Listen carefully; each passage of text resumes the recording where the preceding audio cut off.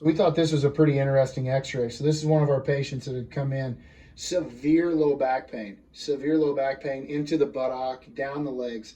And so when we took an x-ray from the side, you can see this L5 body of this vertebra is actually slipping forward off of that tailbone.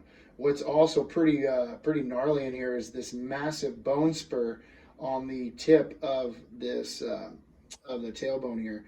So this bone has been slipping off of here for years, and you can see how this massive spurring has occurred on the, like I said, on the anterior portion of the tailbone.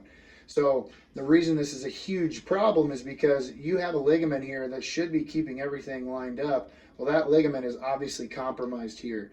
And so that ligament is, if not torn, it has definitely had some damage to it.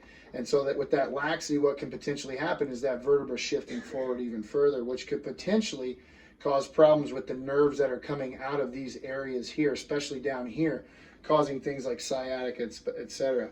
So in this particular patient, what you don't want to do is just start adjusting him and start pushing that vertebra forward.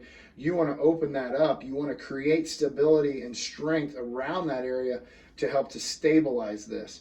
Because if you can build that strength in that core to help stabilize that L5, you can keep that from continuing to slip forward. Also, too, helping open up the hip flexors is going to help to pull that down, and it's going to take some of that pressure off of that L5 and keep it from potentially sliding forward.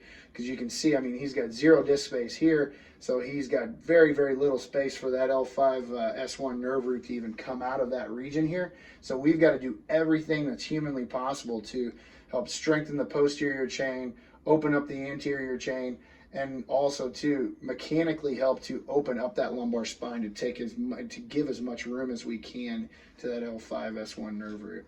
So have an awesome day.